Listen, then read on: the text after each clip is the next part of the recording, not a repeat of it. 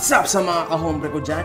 Makagago, what's up man na naman nga pala to. At syempre mga kahombre ko, alam nyo na, today is the day kung saan finally atin ang tatalakayin ang the biggest buntis mga kahombre ko of this year. The biggest issue and super daming question mark of this year. The biggest na buntis, tas tinakbuhan nga ba? Bea Bores, palakpakan ang kaibigan natin na yan.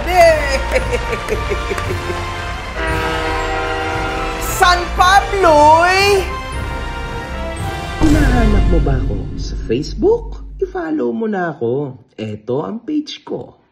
Sa mga hindi nakasubaybay, mga kahombre ko, nakagawa na tayo ng video dito ukol kay Bea Bores sa pagiging buntis nga kuno, no? At that point, ang question was, buntis nga ba si Bea Bores? Ayon yan, mga kahombre ko, sa datos na ibinigay sa atin ng ating kaibigan na si Zian Gaza, na nagbigay initials na BB.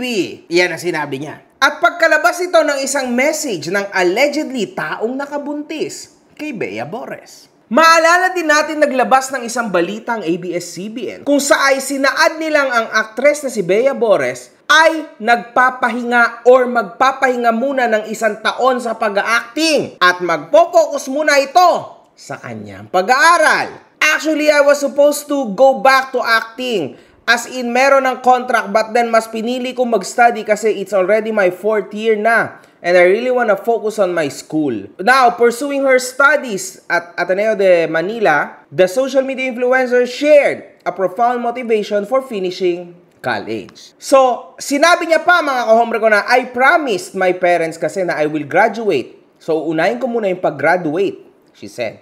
Samantala, sa mga naging post ni Zian Gaza noon, nagawa niyang i-delete din ito at nag-iwan ng isang mensahe. Nung in-expose niya sa publiko yung ginawa sa kanya ng older brother niya in the same of clout and fame, hindi niya inisip yung kahihiyan ng parents niya and other family members.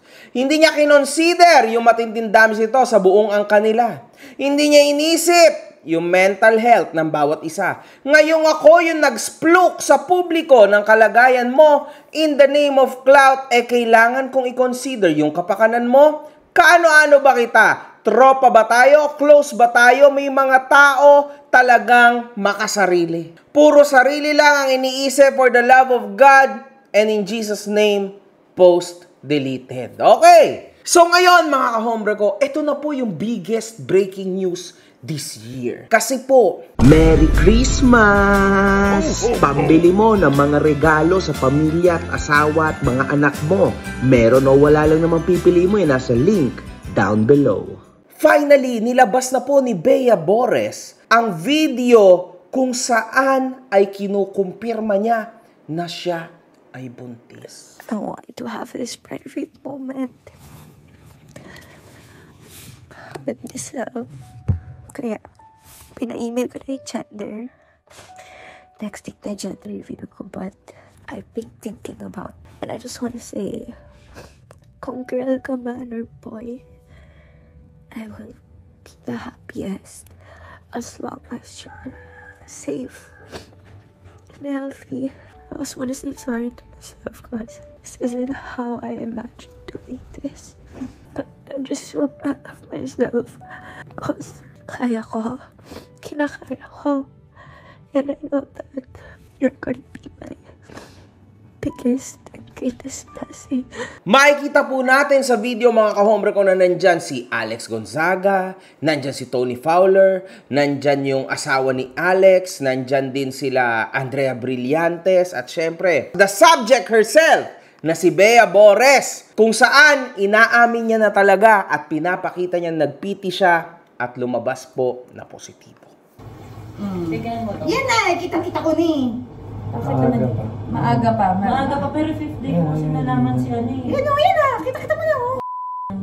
So after mga ilang days yan, after 2 days, 3 days, mag-check ulit, magda-darken na yan. Kasi ito, napag-aralan na rin ni Mikey, kinukuha niya yung ano kaagad eh. Yung... Bea, nakikita mo to? Ito na, yan.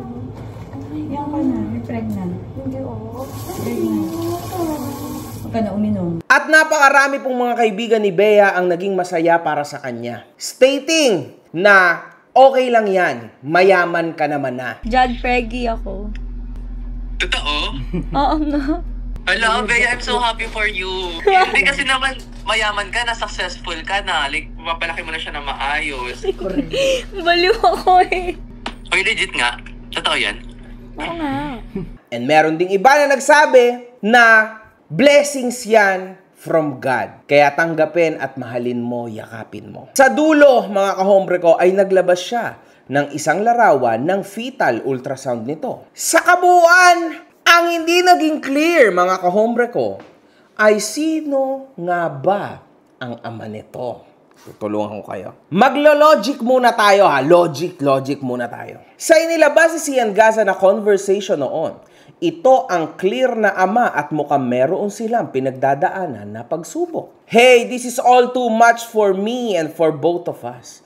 We keep trying, then it always just ends up with us breaking up. I know you're more tired because you're the one carrying the baby and I'm not complaining. I'm just saying that I'm tired of that cycle and I'm tired of my emotions na rin. I've never been mean to you on purpose. I know I never gave you flowers nor planned a date and I'm sorry for that. But I don't think I deserve all of this in return. I can't take it anymore when you're mad. You were screaming at me unprovoked and you said the meanest things possible. I was praying lang that night because I didn't know what to do na. It's so clear that this relationship isn't working. We fix our fights, then after one little problem, it leads to a breakup na. And it's so tiring.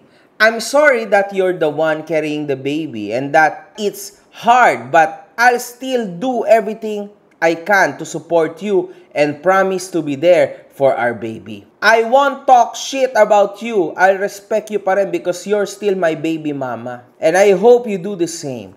I'm sorry I didn't live up to your expectations. I'll still check up on you and be there when you need me, like check-ups and stuff if you still want. So, kung makikita nyo mga kahombre ko, ito po ay parang konyo boy, no? Halata nyo mga kahombre ko na ito ay galing sa mayaman na pamilya. And pwede ko sa inyong i-confirm or isplook na ito po, itong tao na ito, hindi siya public figure. Ngunit isa po itong private, mga kahombre ko. And actually, galing ito sa malupit at matinding business family. So, kumbaga, ano sila? Nasa business industry sila. So, malaki po at napakayaman ng mga tao ng mga ito. So, hindi ko pa naman to nakikita, mga kahombre ko. No? Ito ay naririnig ko lang, no? Pero I can assure you na hindi po ito artista o naging artista, no chance, man. Ito, instead, mayaman na tao at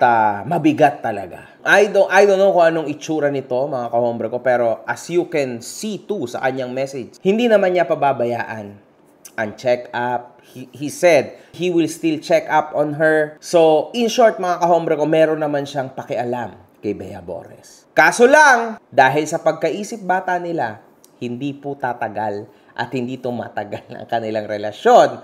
Lagi silang nahaharap sa malulupet na mga breakups. Ayon sa message na ito.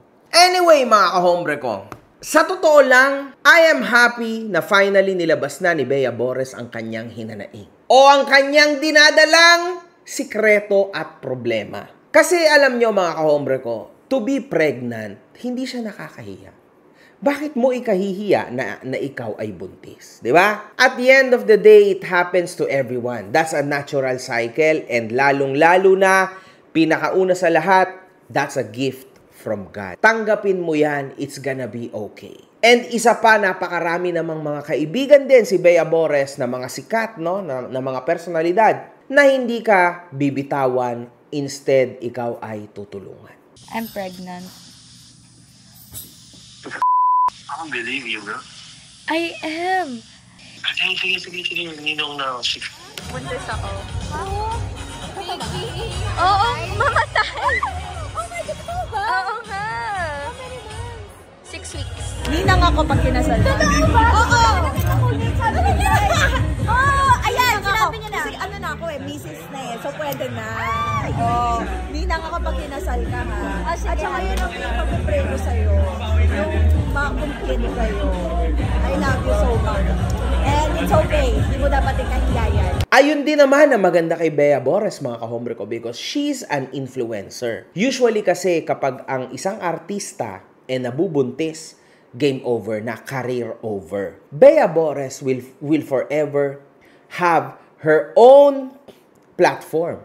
So wala namang magiging problema kay Bea Bores kung fame lang ang magiging usapan, kung pera lang magiging usapan, kayang-kaya yan, mga kahombre ko. Tama? Hindi naman siya nagpahuli, no, sa mga influencer. Although artista din siya, pero influencer. Mas influencer po si Bea Bores kaysa artista, I think. Diba? Ano naman ang mali na nagawa ni Bea Bores dito? Ang bilis niyang nagtiwala sa lalaki. Nagpabuntis agad. Pangalawa, hindi siya umamin agad-agad sa publiko. Hinintay niya pa na may maglabas, no, na katulad ni Sian Gaza, ng totoo niyang status, ng totoo niyang situation. And now na napatunayan yon, mas lalo lang pong nagka-credibility si Sian Gaza. And actually, mga kahombre ko, nagsinungaling din si Bea Bores sa mga tao, stating na titigil siya dahil kailangan niya mag-aral.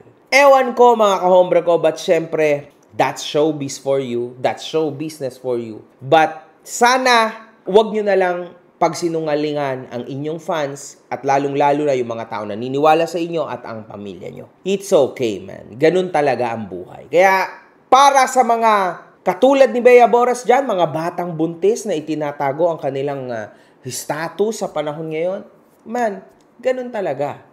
Have that gut para ibunyag sa lahat at sa buong mundo na ikaw ay buntis. Unang-una sa lahat, ikaw rin naman ang gumusto niyan. Pangalawa, God is good. May motibo kung bakit kanya niregaluhan ng bata. May motibo yun. One love, good fucking vibes. Mga putang ina nyo kayo.